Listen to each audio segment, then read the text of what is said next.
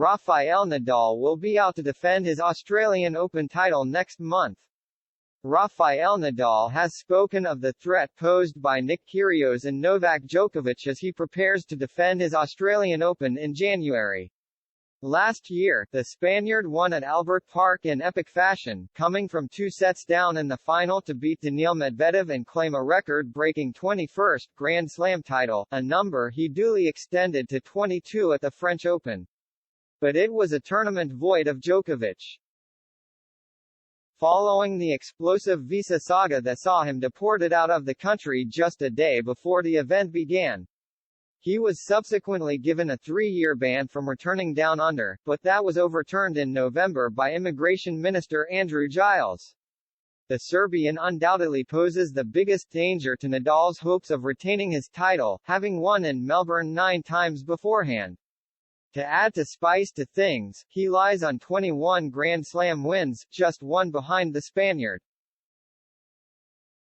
Kyrgios, meanwhile, finally started to fulfill his potential in 2022, reaching the Wimbledon final for the first time.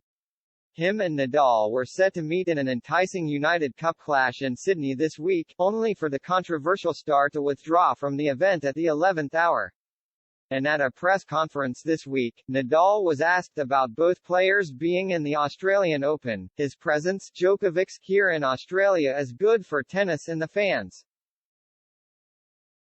It's only right that the best players are always there, he said. Nick can win any tournament he takes part in, he has the weapons to beat anyone. At Wimbledon he reached the final, and also at the US Open he didn't go far, he has many possibilities. Despite his success in 2022, Nadal also endured a year of injury torment. He and Kyrgios were set to go head-to-head in the semi-finals at SW19, only for the 36-year-old to have to withdraw with an abdominal injury.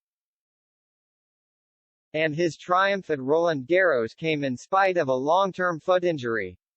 The star received regular injections to help numb the pain, and last week opened up on the specialist treatment he's received since.